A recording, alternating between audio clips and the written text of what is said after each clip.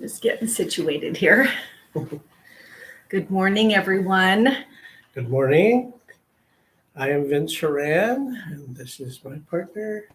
Sandra Haran, and it is a pleasure to be here with you and talk with you about relationships. Yeah, relationships have gone through a great deal of transformation over the last few years. Not only the challenges for many couples during the pandemic when we were in this large lockdown that caused a lot of stress and pressure on how to stay connected as a couple when we're either working from home or with our kids 24/7. Um, there's been so much increase in divorce and domestic violence and problems that have happened because of the pressure on how couples try to navigate these difficult times. There's also the factor of gender fluidity, that the nature of relationships has changed over the last number of years to include a variety of different kinds of committed relationships that are different than typical standard stereotypical male female relationships. And couples in any kind of gender fluid relationship still face the same kind of issues and problems and communication conflicts as any other couple would traditionally face. So we thought we'd do this YouTube to help support and enhance the ability for couples to develop a stronger sense of mutual respect and intimacy in the relationship. I want to share a little bit about our background. Vince and I both work with couples separately, or sometimes we'll work with them together. We do workshops. We have a couples group that's ongoing. And we have studied relationships extensively. We've written articles, and we also really believe in the developmental process of a relationship. A relationship is not, it doesn't stay the same. It's constantly changing. And if it does get stuck and stays, the same, then it's really very difficult for the couple to navigate their way through that. Uh, Relationships are meant to be fluid, and they are meant to uh, really pull out the very best in each of us. And we'll do that whether we want that or not. And sometimes it's really difficult because things will come up that are hard to work through.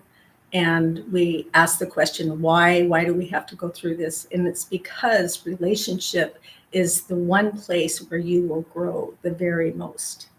So I have complete admiration for anyone that chooses to be in a relationship. And I don't have an attachment to how long they've been in the relationship or if they're married or not married. It's when you come together and you start working through what comes up in that relationship, what I know is that you are growing. And as hard as it may seem, I have great admiration for those that I see and their courage to share and be vulnerable and so with intimacy, with their sexual relationship, and how do we keep that going? So that's something that I'm very passionate about and want to support couples in learning what goes on, how we lose that, how we can get it back. So I'm really glad to be here, and this is going to be short, and there's a lot more beyond it. So hopefully we'll continue to do more if it's something that those of you might want more of. So. One of the most pressing things that happens when people come in to see us as counselors is they've gotten to the end of their rope and their skill sets in terms of how to address certain conflict differences, value differences, behaviors, dysfunction, whatever the presenting issues are for them as a couple. And one of the traps they often will try to put us in is they'll come in and each tell their story. And then they'll look at us and say, who's right? Is it my problem? Is it their problem? Or can you tell them what to do so that our relationship will get better? Right. So it's not ever one-sided, Right. ever. And the reality is what I say to couples, it's not about winning and losing. What we try to do in couples therapy is to help people understand that it's not about right or wrong, it's about what works and what doesn't work in a relationship.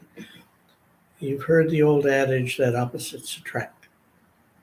So sometimes we fall in love because we greatly admire the differences that we experience in our partner.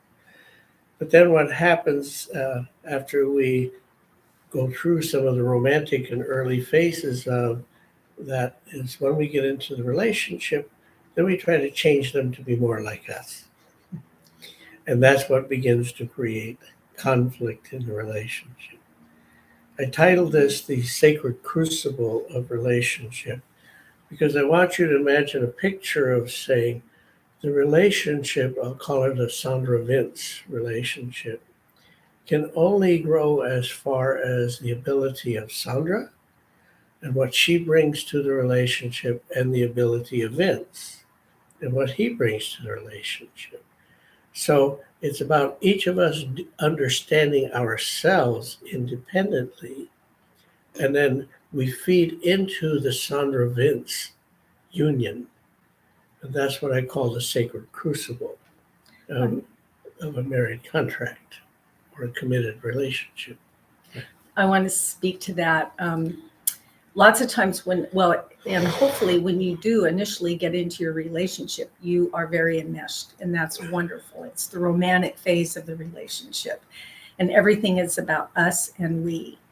And developmentally, what is healthiest for a couple is that after that time period, one or both begin to differentiate and go back to a place of, well, what am I? Who am I?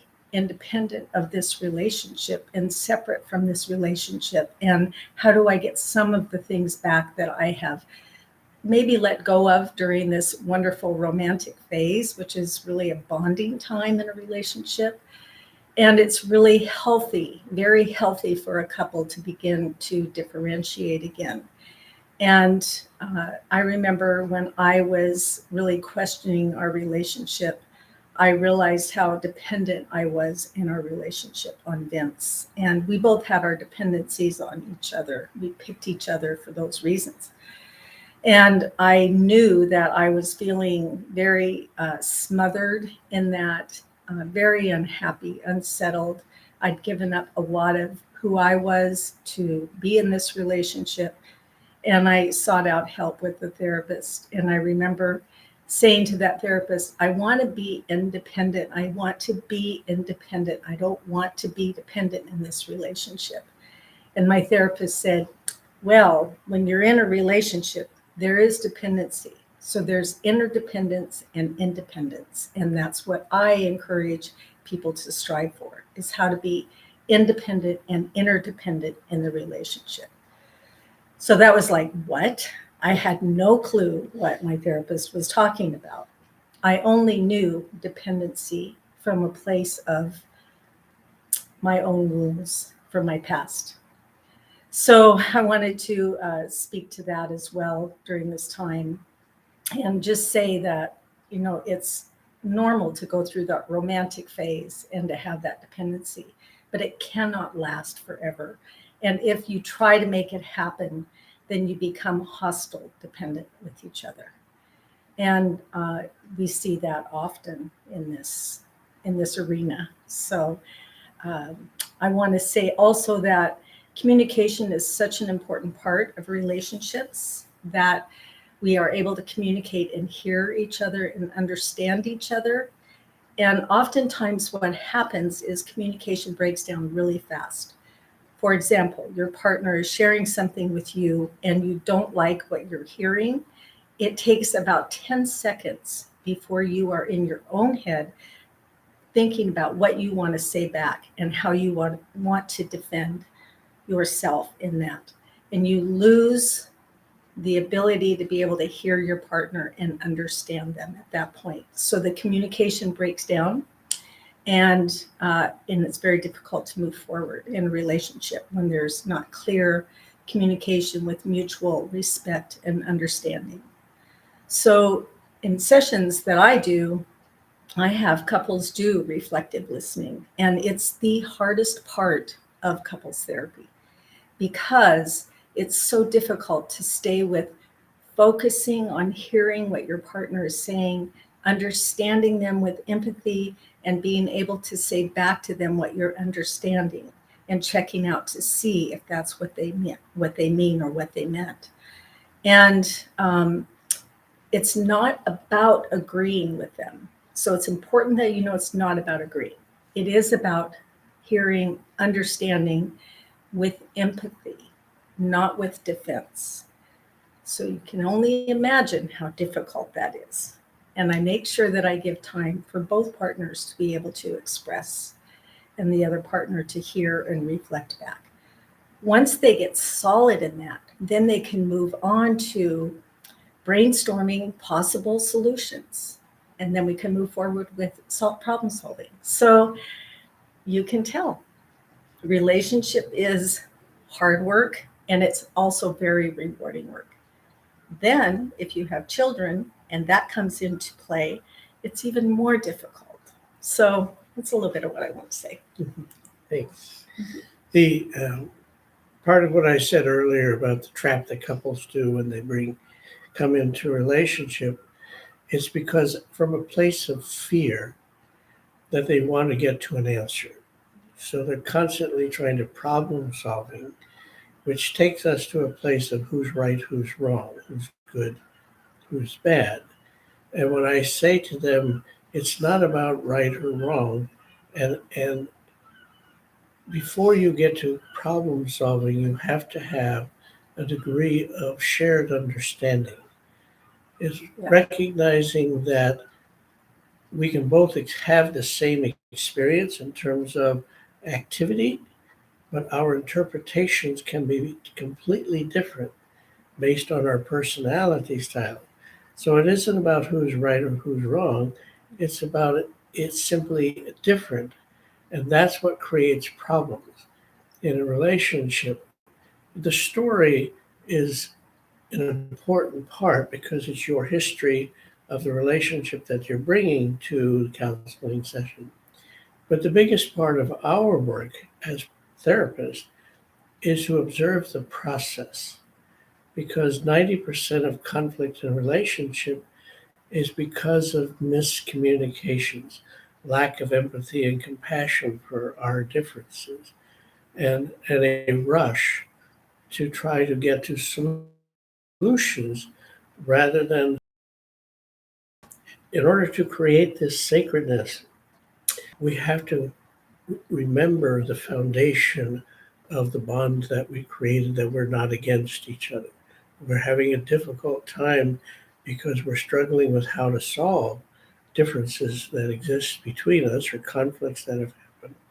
And most of the time, it's about a lack of tools, a lack of ability to listen with compassion and empathy to our partner's differences. Lots of times in dialogue, what happens is that while one partner is talking, the other one is already thinking of their comeback response. So we're not really listening effectively to what our partners say. We're countering it and preparing the counter assault, the counter offensive. And when you bring that kind of competition into a relationship, it becomes a no-win situation. Right. It's a win-lose. So the biggest part of us, of our therapy process, is to let people know first that feelings are not emergencies. Mm-hmm. Every feeling is valid and important, but we have to understand the process of feeling and how to communicate them effectively so that we can understand. We often say it's kind of an oxymoron, but that the feelings are for the individual who has the feelings. They're not for the partner. So, in other words, you don't make me mad. I feel mad because when I experience you doing whatever you've done, I felt angry because my interpretation of what you have done has put me in an angry place. So, we always talk about be patient. Oh boy. It really That's a tough takes one. time to undo the web that we've created, and doing it with compassion. That when you think about it, the vast majority of people aren't really prepared for the intricacies of a long-term committed relationship. We go with a heart. Matter of fact, in society in general, in the world in general, it's only been in the last few hundred years that we've ever considered that being in love is a basis for forming a relationship, because in other cultures, marriages were uh, they were formed by others. There were expectations you were given to, and so it was not a personal love based foundation for it to create a sustainable relationship.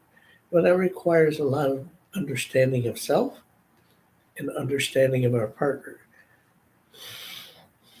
So it's really a joyful thing for us to witness as couples begin to unfold and discover that it isn't about I have a problem or you have a problem. We're just simply different, and we lack the resources and the tools Mhm. to how to navigate through our differences. And the more we take on in terms of marriage, relationship, family, finances, buying homes, children, the more we're pulled to that limit. So couples deserve support. Mhm. And that's the beauty of why we love to do this kind of work with couples. Thank you. Mhm. I want to speak to having gone through being shut in during COVID and how difficult that has been on relationships, on couples, partners, because in a healthy relationship, you need space. And I will say that somebody that I study, Esther Perel, the star Perel, talks about fire needs air. And without that air, there is no fire. And that really struck me because it's so true that we need space. We need to be able to, explore what our passions and desires are and have that independence, and then still have the interdependence of the relationship. During the time of lockdown or shut in, we didn't have that space. And that was very, very difficult for couples. And we are seeing the repercussions of that today in our practice. And the space wasn't there, the air wasn't there to create work. And so I wanted to speak to that you're not alone if you're feeling like this really took a toll on you and your relationship. And I encourage you to try and find ways to get that space back, to have the air so that you can experience the spark in your relationship. Because without that, then you're not really living in your relationship. You're not alive in your relationship. The other part is that we have different personality orientations. For example, Vince is an extrovert, I'm an introvert, and I need time, space, and alone time and space to think about whatever may be going on for us inside of my head, and then talk about it when I have completed my internal process, my introverted process. Vince is more extroverted, and he would like to sit and talk it out, talk about it, keep talking and talking until we get to resolve. To me, as an introvert, I feel trapped, and we've learned not to do that with each other. I feel trapped if he's pushing for me to talk and talk and try and work through it. He may feel abandoned, and I won't speak for you, but we've talked about this in our own relationship. And I will say we've been married for 45 years. So yay for us. And it's not always been easy. So he's an extrovert and he needs that ability, that not the ability, but the process of being able to talk things out. And when I say I can't talk right now, I'm not going to talk right now, he may define that as abandonment. When in fact, if he pushes me or pressures me to talk, what he's going to get is my defensiveness, my resistance, and not clear thinking. So I need my space and I need to let him know that. And I need to say, I love you. I care about you. This is important. I need my time to process. I'll check back in with you tomorrow, or maybe it's in a couple of hours, whatever we decided that. To let him know that it's not like I'm just walking away and not wanting to talk about this issue. I'm letting him know that I will come back and check in with him and say, okay, I feel ready to talk. And that works for us. If he pushes me to talk sooner than I'm ready, then my response is, I have just spent hours in my own head talking about this. There's no way I want to do it now with you. And we laugh about that, but it's true. I spend a lot of time inside my head going through things very intricately, I would say, wouldn't you? Like much more detailed than what you do. Yeah.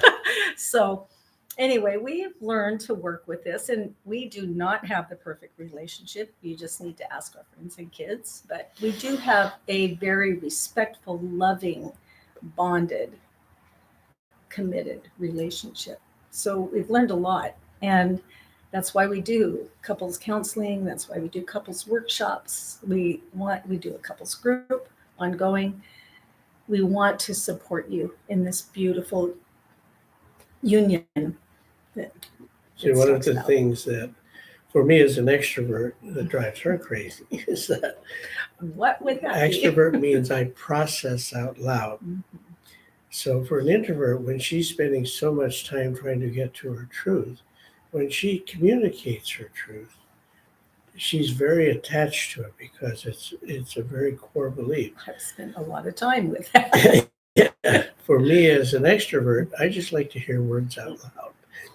So I can be talking a stream of thought and then decide somewhere in the middle of my talking, well, this is all bullshit, and change my mind instantly because it's in my hearing my own words that I have my own BS monitor going on inside, and which drives her crazy because when she's communicating, it's very deeply and well thought out. For me, it's stream of consciousness. Mine's all conclusion. This is where I'm at. One of the fun things that we do sometimes is that she'll be thinking about something for a long time, but then she'll come out with a thought that to me sounds like it's completely out of the blue. But she's saying, well, you should understand that because I've been thinking about it all day.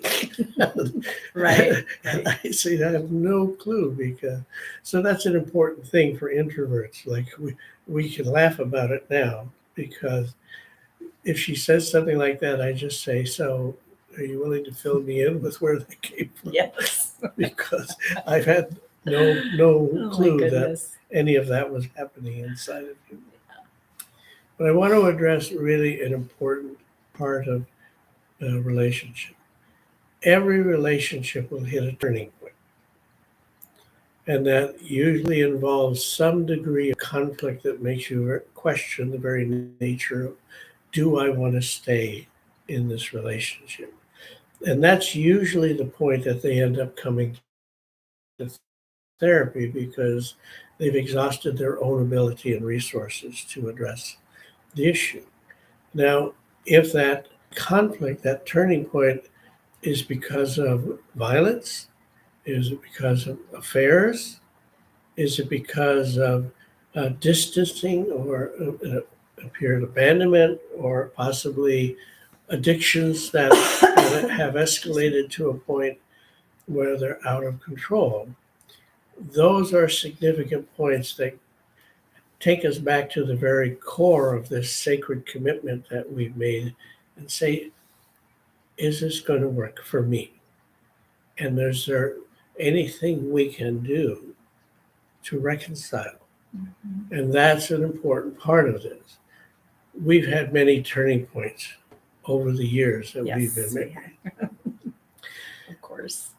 And what I will say for me, and I think it's also true for Sandra, because we've talked about it a lot, is that despite the grief and the feelings and the trauma or the conflicts that we have faced, there has been a strong bond between the two of us that we really care, because the tendency is when we go to counseling because of some major conflict that has occurred that put us in this position, we tend to forget the bond. So that's why we try to slow down the process to give hope to the possibility. As process observers, we're only there to give you a view of a way of approaching the conflict, the story that's happened between the two of you, to help you see if there's a desire or a willingness to reconcile, to reapproach your relationship. And what happens when couples are willing to do that level of work, they're able to move from a romantic view of love, which we began with when we started the relationship, to what we call a more mature love. It's an understanding that the partnership is recreated every day. And it's not about guessing or romantic illusions or fantasies about what we think the relationship be, but it's now more about direct communications. Trust and increased intimacy is not something we automatically have. It's in an extended and long-term relationship. It's how we walk through our differences. Do I trust my partner to do her thinking, to be honest, to be empathetic and compassionate with me? Does my partner trust me that I'll look at what's my part in whatever conflict is that's raised, so that she sees that I am humbly trying to find my words and my understanding of what my contribution to what the conflict is. And if we are through that, through the tools and the skills that we offer in couples therapy, the bond increases, but it's not a bond based on fantasy.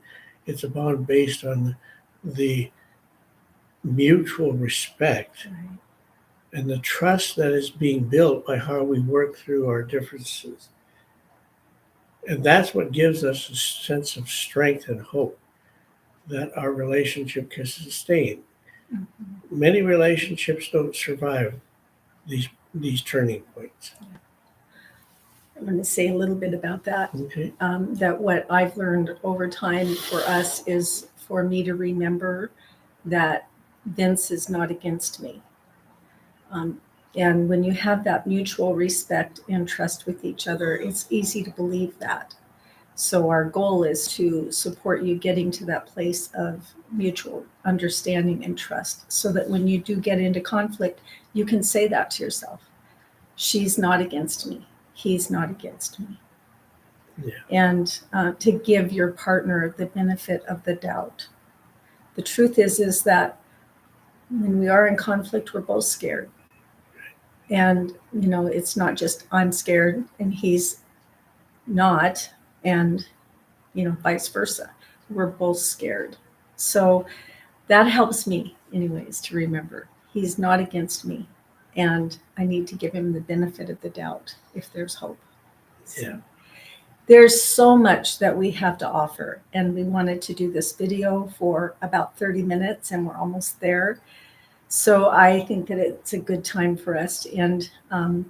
We have not talked a lot about sexuality and romance in the relationship, and hopefully we can do a video on that. So if you do like this and you want us to do more, please hit the like button so that we know that. And we will be back. We have a website. It's Haran Counseling, and Haran Counseling .com on Facebook. on Facebook. So if you want to check us out there, you can. And that's where we advertise what we're doing as far as plans for the future. We just decided now to do a couples workshop, and we'll have that on the that page, that Facebook page. So thank you for all of you that are watching this. Please send it, share it if it has meaning for you and might be meaningful for others. And we will be back if there seems to be interest. Much peace and love to you all. Yes, peace and love. Bye. Goodbye.